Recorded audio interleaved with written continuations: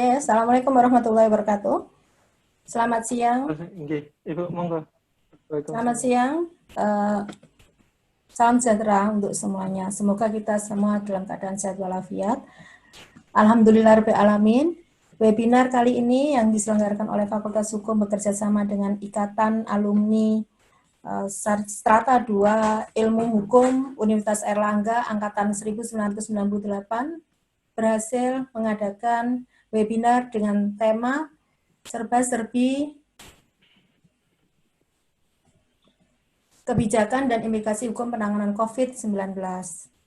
Semoga webinar kali ini dapat memberikan manfaat, dapat memberikan wacana bagi semuanya, terlebih dalam masa COVID ini. Berharap bahwa setelah kegiatan ini akan ada kegiatan-kegiatan lanjutan, dan kemudian mungkin akan ada bentuk publikasi atau bentuk yang lainnya yang diharapkan. Kami dari teman-teman Ikatan Alumni berkeinginan agar dari paparan ini nanti akan dihasilkan sebuah buku tulisan dari berbagai pandangan alumni. Mungkin cukup itu yang bisa kami berikan sebagai panitia pelaksana Fakultas Hukum Universitas Muhammadiyah Surabaya. Assalamualaikum warahmatullahi wabarakatuh. Assalamualaikum warahmatullahi wabarakatuh. Ibu Dekan Fakultas Hukum Universitas Muhammadiyah Surabaya, Dr. Asri Wijayanti, SHMH.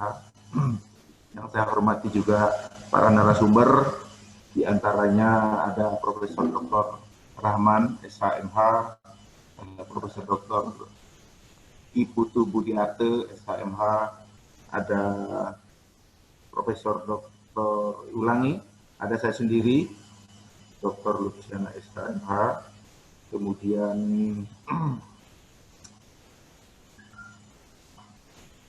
nggak hafal ke nama-nama pembicaranya ya. Ada Dr. Sonya SHMH, ada juga Dr. Sanijar SH yang dari Padang, lalu Sonya dari Ubaya, Dr. Sonya dari Ubaya, kemudian saya cari dulu ini.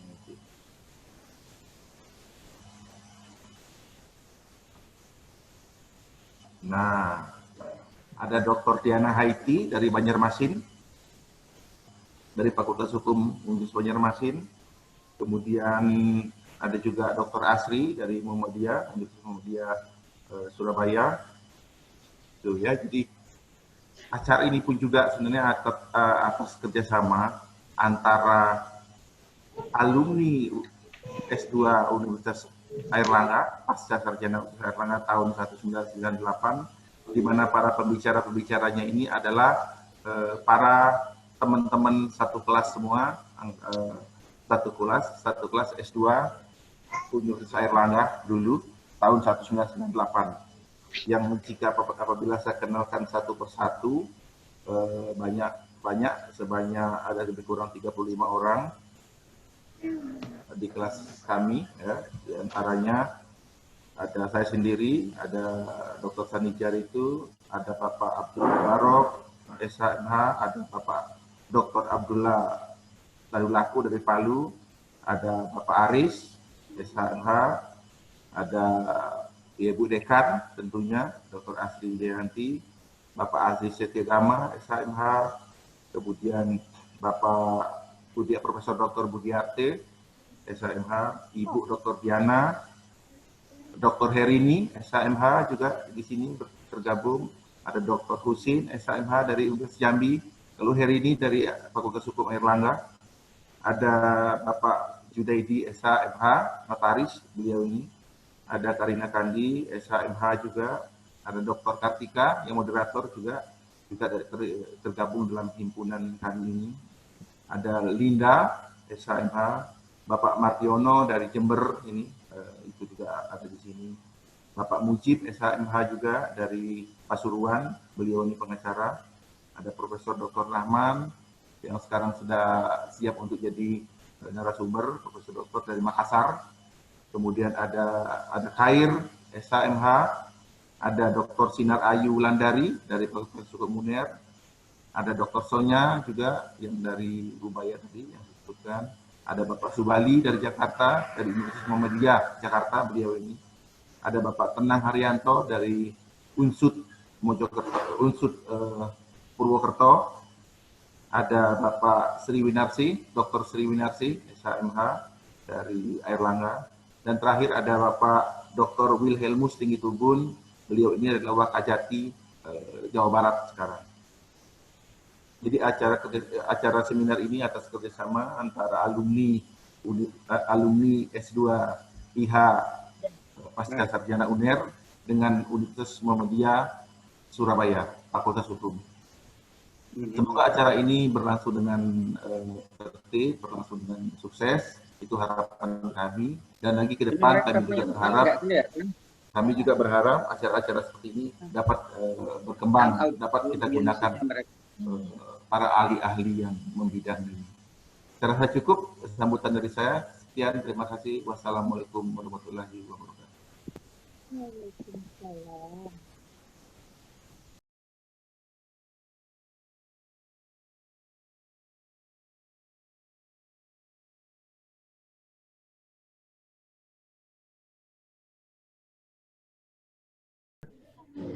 Baik, langsung saja ya.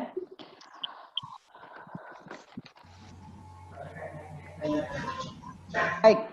Assalamualaikum warahmatullahi wabarakatuh. Waalaikumsalam. Selamat siang, salam sejahtera untuk kita semua. Om Swastiastu, Namo Buddhaya, salam kebajikan. Sebelumnya terima kasih kepada saudara host karena telah memberikan waktu kepada saya untuk memandu kegiatan webinar seminar nasional dengan tema serba-serbi kebijakan dan implikasi hukum penanganan COVID-19 pada siang hari ini. Ya, pertama-tama saya memberikan apresiasi dulu kepada yang terhormat Dekan Fakultas Hukum Universitas Muhammadiyah Surabaya. Begitu juga yang mulia di sini ada Bapak Dr. Lupsiana ya selaku ketua alumni ya jadi S2 Ilmu Hukum tahun 1998 dan juga yang saya hormati ketua panitia, begitu juga para narasumber ya dan juga hadirin yang saya muliakan dan yang saya banggakan. Pertama-tama, marilah kita memanjatkan puja dan puji syukur kehadirat Tuhan Yang Maha Esa karena berkat beliaulah kita dapat berkumpul dalam acara webinar seminar nasional ini. Perkenankanlah saya selaku moderator, nama saya Dr. Igusti Ayu Putri Kartika SHMH, dari Fakultas Hukum Universitas Udayana Bali, juga sekarang ini kebetulan menjabat sebagai Ketua Bidang Forum Koordinasi Pencegahan Radikalisme dan Terorisme Badan Nasional Penanggulangan Teroris Bali, ya, yang akan memandu acara seminar nasional selama 2 jam. Ya, jadi kita memiliki waktu 2 jam untuk memandu acara ini, yang akan saya bagi menjadi 2 sesi. Sesi pertama itu adalah pemaparan materi dari 6 narasumber. Yang kedua ada waktu khusus untuk sesi tanya jawab. Adapun alokasi waktu pemaparan materi itu dari 6 narasumber akan mengambil atau diberikan waktu selama 1,5 jam. Masing-masing pembicara atau narasumber diberikan alokasi waktu selama 15 menit. Di mana pada saat pembicara mempresentasikan materinya tidak ada interupsi selama berlangsungnya narasumber. Setelah itu nanti akan ada waktu 30 menit untuk sesi tanya jawab. Nah, mohon pertanyaan-pertanyaan yang nanti akan disampaikan kepada narasumber itu ditulis melalui chat ya, jadi disiapkan. Kita nanti akan memilih pertanyaan-pertanyaan, kemungkinan ada yang mirip nanti kita akan jadikan satu karena keterbatasan waktu, ya jadi alokasi waktu untuk tanya jawab ada 30 menit, sehingga nanti mungkin kita akan memilih 5 pertanyaan yang akan dijawab oleh para narasumber. Ya. Sesuai dengan tema kegiatan hari ini, ya jadi marilah kita sebentar lagi kita akan mendengar dan juga menimba ilmu dari para narasumber, di mana saya rasa para narasumber ini sudah biasa mempresentasikan materinya. Beliau-beliau ini adalah mempresentasikan materinya dengan hebat dan juga memikat biasanya gitu ya. Dan kita juga layak bersyukur ya, karena ilmu yang kita dapat ini langsung, tidak saja hanya dari praktisi ya, tetapi juga di sini ada akademisi ya. Jadi baik akademisi dan praktisi, nah ini komplitlah ilmu yang kita dapatkan ya. Dan mungkin narasumber-narasumbernya, karena tadi sudah disebutkan oleh Bapak Dr. Lupsiana, saya tidak perlu sebutkan lagi. Di sini Pak Prof. Budiarte kebetulan ada sesuatu hal yang sehingga beliau tidak bisa hadir ya. Sehingga yang hadir di sini ada 6 narasumber, seperti tadi sudah disebutkan, ada Pak Prof. Rahman, ada Pak Lupsiana, dan lain sebagainya. Saya tidak sebutkan lagi untuk efisiensi waktu ya. Nah, sebelum saya mempersilahkan untuk narasumber mempresentasikan materinya, ada baiknya saya sedikit akan membacakan CV beliau ya, karena ini penting sekali juga untuk saudara-saudara ketahui itu. Yang pertama, narasumber pertama di situ ada Profesor Abdurrahman ya, jadi SHMH ya, Profesor Dr. Abdurrahman SHMH. Beliau itu adalah guru besar Hukum Tata Negara dan Hukum Administrasi Negara Universitas Muhammadiyah Islam Makassar ya. Di samping beliau juga sebagai guru besar, beliau juga pernah menjadi rektor ya. Jadi beliau sebagai rektor Universitas 45 Makassar. Di samping itu juga beliau sebagai Wakil Ketua Dewan Pengupahan Provinsi Sulawesi Selatan dan juga sebagai Sekretaris Tim Advokasi LL Dikti dan juga dosen PDK LL Dikti. Nah, kalau dari sisi pendidikan, beliaunya ini S1-nya di Unhas tahun 85, S2, S3-nya merupakan alumni UNER Surabaya tahun 2006. Nah, itu pembicara pertama ya, jadi Profesor Dr. Abdurrahman untuk efisiensi waktu dan supaya tidak banyak kata-kata yang ini kita persilahkan saja untuk memaparkan materinya. Kami persilahkan kepada Profesor Dr. Abdurrahman untuk sesi pertama memaparkan materinya. Kami persilahkan.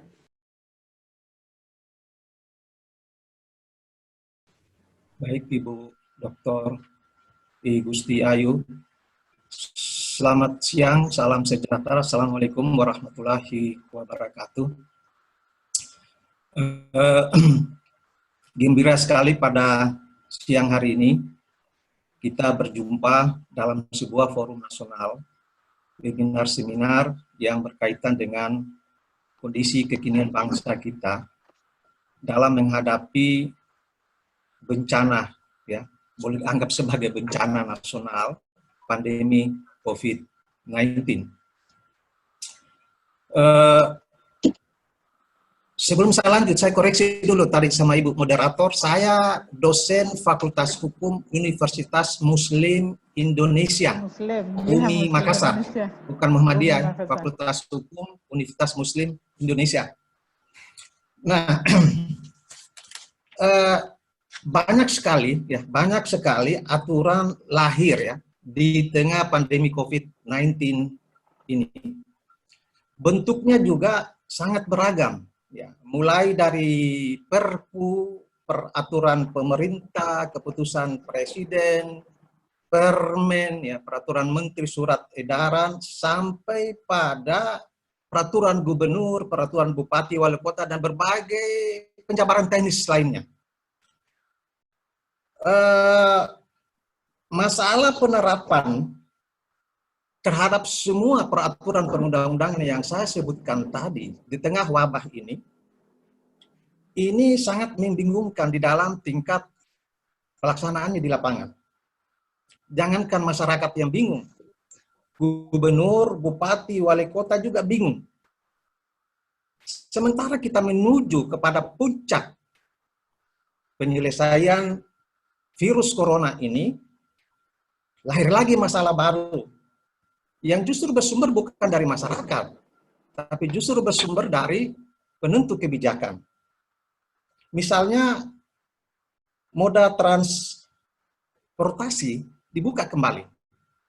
Sementara sebelumnya itu diblok oleh masyarakat. Kebijakan ini lalu kemudian dinilai sebagai kontraproduktif. Dan dengan kebijakan lockdown itu, ya, sehingga inkonsistensi dengan kebijakan utama dan melemahkan ya penanggulangan virus corona. Belum lagi terkait dengan masalah mudik lebaran, tetapi pulang kampung boleh. Membolehkan tenaga kerja asing datang ke Indonesia di tengah PSBB, warga kita sendiri ada pembatasan sosial distancing. Banyak perusahaan tutup, dan ada juga perusahaan yang ditutup dengan menggunakan perangkat aturan itu tadi. PHK di mana-mana, pembagian sembako yang tidak mengindahkan protokol kesehatan. Sudah banyak juga warga yang kemudian mendapat sanksi sebagai akibat itu. Bapak Ibu sekalian, para saudara sekalian yang saya hormati, masalah-masalah tersebut itu sebenarnya adalah implikasi dari kebijakan, tapi itu dalam wilayah atau lingkup empiris. Yang menjadi objek ya, yang menjadi objek kajian saya adalah bukan di wilayah empiris, tapi wilayah normatif terhadap berbagai kebijakan yang dituangkan dalam berbagai bentuk itu tadi. Adakah masalah di sana dari kebijakan-kebijakan itu? Saya temukan paling tidak, nanti ini akan dibagi sama teman-teman yang lain, banyak sekali ya, masalah-masalah empiris tadi, ya masalah ini juga banyak. Jadi masalah normatif ini punya problematika yang tidak kalah dengan masalah empirik yang saya sebutkan tadi. Saya sebut saja misalnya, keabsahan yang berkaitan dengan Perpu nomor 1 tahun 2020. Dilanjutkan dengan pertentangan kebijakan ya antara Peraturan Menteri Perhubungan nomor 18 dengan Peraturan Menteri Kesehatan nomor 9. Nanti sebentar akan saya coba melihat kajiannya seperti apa. Dan kemudian masalah yang berikutnya lagi adalah adanya ancaman pidana yang ada di dalam ketentuan Perpu nomor 1 tahun 2020. Coba kita lihat ya di bagian pertama, minta tolong ya di bagian pertama awal, di bagian awal. Lagi ke atas. Dasar kebijakan dulu. Dasar kebijakan. Ya, oke. Nah, kita mulai dari yang pertama itu, ya, yaitu yang berkaitan dengan keabsahan hukum Perpu. Ya. Keabsahan hukum Perpu ini saya awali dengan ya mempertanyakan apakah keadaan darurat kesehatan yang kini sementara dijalankan ini itu sudah pernahkah dinyatakan atau belum? Kalau sudah pernah dinyatakan, apakah dinyatakan dalam bentuk undang-undang, dalam bentuk Perpu, ataukah dinyatakan di dalam bentuk peraturan pemerintah, ataukah dinyatakan dalam bentuk Kepres? Minta tolong dilanjutkan lagi. Next. Nah, ya, sehingga saya menganggap bahwa terus aja, kenapa masalah ini saya pertanyakan? Karena ini akan berkaitan dengan pemberlakuan rezim hukum keadaan bahaya. Sehingga memberikan legitimasi atau tindakan luar biasa kepada pemerintah untuk melakukan tindakan-tindakan yang luar biasa. Tindakan-tindakan yang luar biasa yang dilakukan oleh pemerintah itu bisa dalam bentuk misalnya menerbitkan aturan hukum darurat, bisa melakukan pembatasan kehidupan sosial, ekonomi, bisa melakukan pembatasan terhadap politik, hukum, keamanan, bahkan mungkin juga termasuk hak asasi manusia. Bisa juga melakukan penerobosan terhadap aturan hukum yang normal berlaku, aturan hukum formal, dan berbagai kebijakan pemerintah lainnya. Nah, di berbagai belahan dunia, negara modern, harusnya ini menjadi tata aturan konstitusional yang diatur di dalam undang-undang dasarnya. Sehingga tindakan pemerintahan yang luar biasa yang disebut dengan emergency power itu di dalam konstitusinya disebut sebagai diktator konstitusional. Jadi pemerintah di dalam keadaan bahaya, di dalam keadaan darurat, bisa bertindak, bisa bersikap sebagai pemerintahan yang diktator. Lanjut. Bisa sebagai pemerintahan yang diktator. Karena di sana akan berlaku prinsip hukum dalam keadaan bahaya atau darurat. Normalities for normalities, and normality for normalities. Artinya bahwa dalam keadaan biasa berlaku hukum biasa, tetapi dalam keadaan abnormal berlaku hukum abnormal. Nah, sehingga dengan demikian maka konstitusi kita lalu kemudian ya membagi ya atau menyatakan bahwa untuk menyatakan keadaan darurat atau keadaan bahaya itu tadi itu harus dilakukan dengan undang-undang. Bukan dengan PP, apalagi dengan Kepres. Itu nampak jelas di pasal 12 Undang-Undang Dasar Negara Republik Indonesia tahun 1945. Saya ingin jelaskan sedikit di sini. Ya, kenapa harus dinyatakan dengan undang-undang dan bukan dengan PP, apalagi dengan Kepres? Ya, memang dikala lampau berdasarkan Undang-Undang Nomor 23 Tahun 59, ya, itu dinyatakan dengan keputusan presiden, dinyatakan oleh presiden, tetapi tidak jelas dalam bentuk apa.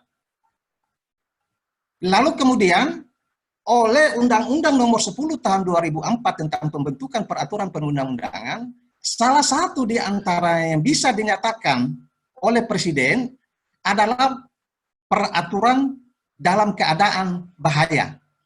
Tetapi peraturan dalam bahaya tidak disebut bentuknya seperti apa. Kecuali itu di dalam pasal 12 Undang-Undang Dasar Negara Republik Indonesia tahun 1945 dinyatakan bahwa dalam keadaan bahaya presiden ya dapat melakukan pernyataan menyangkut masalah syarat-syarat dan akibatnya itu nanti akan ditentukan dengan undang-undang. Nah, bahasa dengan undang-undang ini sudah ada putusan Mahkamah Konstitusi yang menafsirkan bahwa ada perbedaan antara dalam undang-undang dengan undang-undang. Kalau di dalam undang-undang berarti tidak membutuhkan undang-undang baru, undang-undangnya telah ada. Tapi kalau dengan undang-undang, putusan Mahkamah Konstitusi mengatakan harus dengan undang-undang sendiri, berarti perlu dibentuk undang-undang baru. Nah, oleh karena itu maka bagaimana mungkin, ada pertanyaan, bagaimana mungkin dalam situasi keadaan yang mendesak, kok undang-undang bisa lahir, sementara mekanisme dan prosedur membentuk undang-undang itu kan panjang sekali. Apalagi harus dia dimasukkan dalam prolegnas, ya. Kemudian dia harus dibahas dalam beberapa tahapan, dan ini membutuhkan waktu yang panjang. Oleh karena itu, maka Jimli Asidiki mencoba untuk membedakan antara pasal 12 dengan pasal 22 Undang-Undang Dasar. Kalau pasal 22 keadaan genting dan memaksa bisa lahir dalam bentuk Perpu. Tapi kalau pasal 12 bukan Perpu, adalah undang-undang. Saya malah tadi mengatakan bahwa bukan undang-undang, tapi Perpu. Karena tidak mungkin dalam waktu singkat kita bisa melahirkan undang-undang itu. Oleh karena itu maka Prof. Jimli Asidiki memadukan bahwa harusnya pintu masuk untuk menyatakan keadaan darurat, keadaan bahaya, tidak hanya menggunakan pasal 22, tapi juga harus menggunakan pasal 12. Nah, Perpu yang ada sekarang, dia hanya menggunakan pasal 22. Dia tidak menggunakan pasal 12. Sehingga oleh karena itu maka, menurut Profesor Jimli Asidiki, dengan demikian maka, Perpu dengan sejumlah aturan turunannya itu tidak masuk dalam rezim hukum luar biasa. Tapi dia masih dalam kategori rezim hukum biasa. Apa konsekuensinya? Konsekuensinya ialah ketika dia masuk dalam rezim hukum biasa, maka tidak boleh diberlakukan hukum darurat. Kecuali kalau dia masuk dalam kategori hukum darurat, dalam keadaan luar biasa, maka diberlakukan aturan hukum luar biasa. Nah, sehingga dengan demikian maka orang lalu kemudian mempertanyakan keabsahan ya dari Perpu nomor 1 tahun 2020 disusul dengan berbagai aturan pelaksanaan lainnya. Sahkah Perpu itu? Maka menurut Profesor Dr. Jimli Asidiki ya, Perpu yang dimaksud itu termasuk aturan turunannya tidak masuk dalam kategori aturan hukum luar biasa. Karena dia tidak masuk dalam kategori aturan hukum luar biasa, maka tidak boleh diberlakukan ya pembatasan. Ini menjadi masalah. Sementara kita berada di dalam situasi pandemi ini yang menyebar terus-menerus. Dan sampai dengan hari ini tidak berkesudahan. Bahkan tadi malam saya lihat ya, dibantah oleh ID bahwa siapa bilang data virus ini menurun. Menurut catatan data mereka, setiap hari itu ada peningkatan tajam antara 300 sampai dengan 500. Nah, oleh karena itu saya mengatakan bahwa Perpu ya yang saya maksudkan tadi itu bukan rezim hukum keadaan bahaya. Bukan rezim hukum keadaan darurat. Konsekuensinya adalah pemberlakuan hukum darurat, yaitu hukum darurat menjadi pintu masuk. Ya. Jadi kalau misalnya dia dalam keadaan darurat, maka itu menjadi pintu masuk bagi tindakan pemerintahan yang disebut dengan tindakan pemerintahan yang luar biasa, atau disebut dengan emergency power itu. Sehingga melegalkan kegiatan pemerintahan yang dalam situasi atau keadaan normal dilarang, seperti PSBB. Nah, larangan dalam situasi normal ini, jika dilakukan, itu adalah merupakan pencerminan dari prinsip negara kekuasaan, bukan negara hukum. Oleh karena itu, kemudian saya pertanyakan, adakah Perpu yang berlaku sekarang ini dipandang sebagai rezim hukum keadaan bahaya? Nah, ternyata saya melihat bahwa Perpu nomor 1 tahun 2020 maupun Undang-Undang nomor 24 tahun 2007 tentang penanggulangan bencana dan Undang-Undang nomor 6 tahun 2018 tentang kekarantinaan kesehatan bukan rezim hukum keadaan bahaya, melainkan dia masuk dalam kategori rezim hukum keadaan biasa karena dasar pembentukan di dalam konsiderannya hanya mempertimbangkan pasal 22 dan tidak menyinggung sama sekali pasal 12. Bahkan kalau kita baca isinya itu tidak terkait langsung dengan penanggulangan bencana COVID-19, tetapi hanya berkaitan dengan kebijakan penanggulangan keuangan dan ekonomi nasional. Nah, oleh karena itu dia tidak masuk. Nah, sehingga dengan demikian, maka berlakulah itu asas yang saya maksudkan tadi.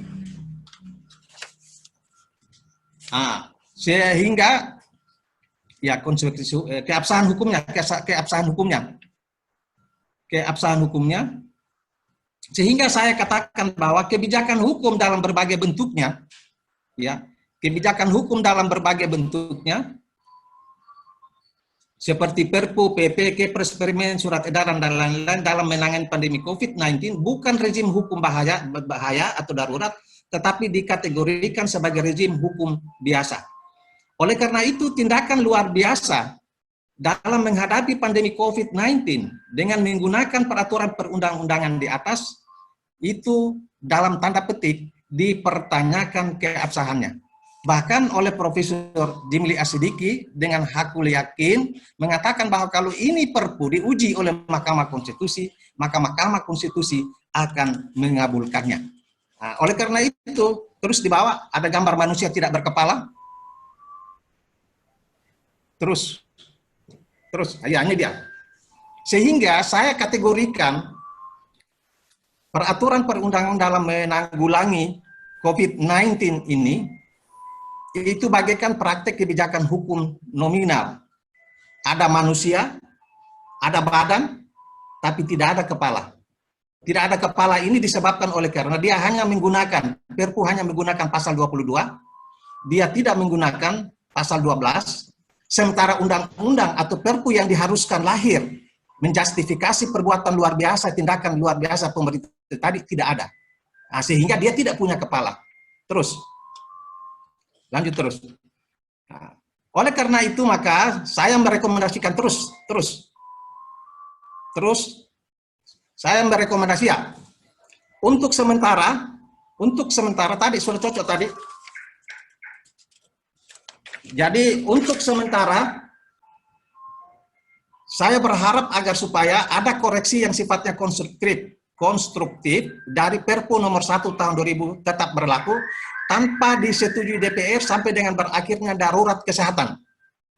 Kenapa demikian? DPR tidak usah dulu memberikan persetujuan kepada Perpu itu. Karena kapan DPR memberikan persetujuan dalam bentuk undang-undang, Perpu berubah wujud menjadi undang-undang permanen. Sementara keadaan darurat dalam teori hukum tata negara hanya bisa ditanggulangi dalam waktu yang cepat dan harus diakhiri secepat-cepatnya. Tapi kalau harus keluar dalam bentuk undang-undang, maka itu sudah sifatnya permanen. Maka dikhawatirkan ya, tindakan darurat, tindakan luar biasa akan berlanjut seterusnya. Oleh karena itu saya sarankan agar supaya DPR jangan dulu memberikan persetujuan. Biarkan saja ini berlangsung terus sampai dengan berakhir ini. Nah, kemudian berbagai kebijakan hukum lainnya seperti PP, Kepres, Permen, surat edaran, dan lain-lain, dengan berbagai kekurangan ditolerir keberlakuannya untuk sementara dan dikontrol berlakunya secara aktif oleh Presiden. Ya, jadi ini harus dikontrol keberlakuannya oleh Presiden. Kalau misalnya terjadi pertentangan seperti itu tadi, pertentangan antara peraturan Menteri Perhubungan ya dengan Menteri Kesehatan. Menteri Perhubungan mengeluarkan Permenhub nomor 18 tahun 2020, lalu kemudian Permenkes, peraturan Menteri Kesehatan dengan nomor 9. Nah, Permenkes yang berkaitan dengan penggunaan transportasi ojek itu hanya bisa mengangkut barang, tidak boleh mengangkut manusia. Tapi Permenhub keluar dalam bentuk bisa mengangkut manusia. Nah, oleh karena itu saya mengatakan bahwa ini harusnya diselesaikan oleh Presiden dalam rapat koordinasi sehingga memerintahkan menteri sebagai pembantu Presiden karena menggunakan pasal 17 untuk menarik salah satu di antara Perpu itu. Nah, tetapi kalau menurut saya harusnya Perpu peraturan Menteri Perhubungan itulah yang harus ditarik ya, harus ditarik. Nah, kemudian yang ketiga, jikapun Mahkamah Konstitusi menguji keabsahan Perpu, disarankan oleh Jimli agar supaya Mahkamah Konstitusi kembali mempraktekkan putusan yang bersifat conditionally konstitusional atau conditionally unconstitutional. Dan ini praktek ini sudah pernah dilakukan. Sehingga kalau yang pertama itu adalah apa yang dilakukan oleh pemerintah kita sekarang ini menghadapi keadaan darurat seperti dengan mengeluarkan Perpu dipandang sudah cocok, sudah sesuai dengan kondisinya. Tetapi harus dengan beberapa catatan, tambahan harus dengan beberapa syarat. Ya, demikian juga yang dibawa tadi, dia juga bisa mengeluarkan putusan, Mahkamah Konstitusi bisa mengeluarkan putusan dalam bentuk conditionally unkonstitusional, bahwa Perpu itu bertentangan dengan Undang-Undang Dasar, ya, tetapi dia akan tidak bertentangan dengan syarat-syarat yang sudah ditentukan itu. Nah, berikutnya lagi, ya, perlu adanya ketaatan dan kepatuhan terhadap protokol kesehatan di bawah pengendalian pemerintahan yang sah untuk segera mengakhiri bahaya corona. Dan kemudian perlu komitmen moral bahwa virus corona adalah musuh bersama dan diatasi bersama. Terus. Next. Nah, pernyataan terakhir saya itu, ya, dengan demikian kita kesampingkan berbagai kelemahan-kelemahan aturan itu tadi dengan menggunakan prinsip ini. Ini adalah merupakan komitmen moral, solus populis supreme lex esto. Artinya keselamatan rakyat adalah hukum tertinggi atau necessitas non habet legem. Artinya pentingnya keselamatan itu tidak ada hukumnya, tetapi kepentingan itu sendirilah yang merupakan hukumnya. Next. Sekarang Bapak Ibu sekalian, kita masuk kepada isu yang kedua tadi yang saya kemukakan. Ternyata bahwa ada pertentangan di dalamnya.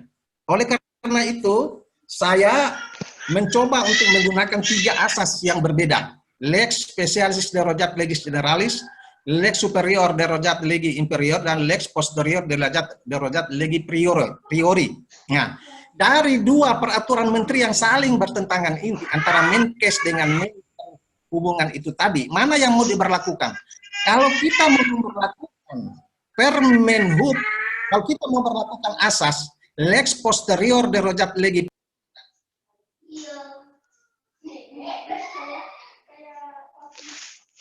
peraturan Menteri Perhubungan itulah yang harus diberlakukan. Tapi saya katakan bahwa kita tidak boleh menggunakan asas itu dalam situasi yang berada dalam keadaan bahaya. Kita bisa menggunakan itu kalau dalam keadaan normal. Tapi dalam situasi yang bahaya, kita tidak boleh lakukan itu. Yang kita lakukan itu adalah siapa yang mendapat mandat utama di dalam menyelesaikan dan menanggulangi masalah darurat ini, masalah bahaya ini. Nah, ternyata bahwa ada Perpu, ada PP, ya, ada PP nomor 11, ya, yang kemudian memandatir, ya, pelaksanaannya kepada Menteri Kesehatan. Dan oleh karena itu asas yang bisa dapat digunakan adalah lex specialis derojat legis generalis. Jadi aturan hukum khusus mengalahkan aturan hukum umum. Yaitu Permenkes lah yang harus diberlakukan ketimbang Permenhub. Oleh karena itu saya katakan tadi, ini ranahnya ada pada koordinasi pada tingkat kabinet. Oleh karena itu Presiden dengan berdasarkan pasal 17 bisa memberikan petunjuk kepada para menterinya agar supaya salah satu di antaranya dicabut. Ya. Lalu kemudian bagaimana kalau misalnya ada menteri yang tidak mau mencabut? Maka saya katakan gunakanlah hak prerogatif berdasarkan pasal 17. Pasal 17 mengatakan mereka itu menteri-menteri itu adalah pembantu presiden, diangkat dan diberhentikan oleh presiden. Jadi kalau misalnya ada menteri yang kemudian tidak patuh terhadap atasan, maka dia menggunakan pasal itu untuk memberhentikan menteri itu. Pertanyaannya adalah dalam situasi yang seperti ini, apa presiden berani untuk memberhentikan? Karena kalau pertentangan yang seperti ini bisa dapat merusak wibawa atau kehormatan harga diri pemerintah di mata masyarakat. Karena antara satu dengan yang lain saling bertentangan, lalu kemudian bingungnya di tingkat pelaksanaan. Dan contohnya terjadi pada waktu awal dipraktikkan, itu polisi lalu lintas malah memperlakukan Permenhub, bukan Permenkes. Nah, nanti dalam perkembangan, lalu kemudian diberlakukan Permenhub. Nah, belakangan ini lagi-lagi, ya, blunder, karena dimungkinkan lagi untuk melakukan perjalanan mudik, mudik dilarang tapi pulang kampung boleh, bahkan moda transportasi udara, laut, darat malah dibuka kembali. Nah, ini yang menjadi masalah yang membingungkan. Dan terakhir adalah apakah Perpu ya bisa memuat aturan pidana? Menurut saya, ya, Perpu, ya, kalau berdasarkan pada pembagian Perpu menurut Prof. Jimli Asidiki, ada Perpu yang berlaku untuk sementara, ada Perpu yang berlaku untuk permanen. Kalau Perpu yang berlaku untuk sementara, ya, menurut saya tidak perlu mencantumkan ketentuan pidana, kecuali kalau Perpu yang kemudian setelah mendapat pengesahan daripada DPR, itu boleh saja. Oleh karena itu maka ini akan membawa konsekuensi. Konsekuensinya adalah kita memperlakukan, ya, memperlakukan sanksi kepada mereka yang tidak ada dasar hukumnya. Karena di dalam Undang-Undang Nomor 12 Tahun 2011, sanksi itu hanya ada di dalam undang-undang dan atau perda, tidak ada di dalam Perpu. Bagaimana kalau lalu kemudian Perpu terlanjur memberikan sanksi pidana, ya, dan kemudian Perpu itu tidak disahkan oleh DPR, atau kemudian Perpu itu disahkan oleh DPR, ya, apakah dengan demikian sanksi yang sudah terlanjur dijatuhkan itu berlaku ke asas retroaktif atau asas non retroaktif? Tapi yang jelas bahwa pasal 28I Undang-Undang Dasar Negara Republik Indonesia tahun 1945 itu sudah ada pembatasan di situ dalam hal yang berkaitan dengan pembatasan hak-hak seseorang, kebebasan seseorang, ya, itu tidak boleh. Dan kemudian di pasal 1 ayat 2 Kitab Undang-Undang Hukum Pidana hanya boleh diberlakukan kalau misalnya, ya, menguntungkan bagi terdakwa. Nah, oleh karena itu maka saya rekomendasikan bahwa kalau misalnya Perpu itu direvisi, ya, Perpu itu kalau direvisi, maka perlu ditambah ayat yang ketiga. Karena di Perpu di pasal berapa itu, 60-an itu hanya 2 ayat. Saya minta supaya ditambah 1 ayat. Ayat yang ketiga adalah ketentuan pidana ini baru berlaku setelah Perpu ini disahkan dengan undang-undang. Nah, itu baru cocok. Tetapi kalau ketika klausul terakhir itu tidak ada, maka saya khawatir, ya, nantinya akan banyak korban yang jatuh dengan tidak beralasan. Nah, oleh karena itu, saya kira itulah 3 hal yang saya kaji dengan menggunakan pendekatan statute approach, ya, dan konseptual approach, sehingga melahirkan kesimpulan, ya, bahwa yang pertama, situasi sekarang ini dengan memberlakukan berbagai aturan perundang-undangan mulai dari Perpu sampai kepada peraturan gubernur, maka perangkat aturan seperti itu saya kategorikan rezim hukum biasa dan bukan rezim hukum luar biasa. Nah, kemudian yang kedua, dalam hal yang berkaitan dengan pertentangan antara peraturan menteri tadi, maka yang berlaku adalah peraturan Menteri Kesehatan dan bukan peraturan Menteri Perhubungan. Dan kita berharap agar supaya Presiden tegas di dalam menegakkan aturan ini. Dan yang terakhir adalah pasal yang berkaitan dengan ketentuan pidana dalam Perpu perlu ditambah klausul tambahan, yaitu ketentuan pidana ini baru berlaku setelah disahkan oleh DPR. Jadi kalau begitu berarti sebelum disahkan oleh DPR, ketentuan pidana ini tidak boleh diberlakukan. Saya kira demikian, terima kasih, lebih dan kurangnya mohon dimaafkan. Saya kembali ke moderator.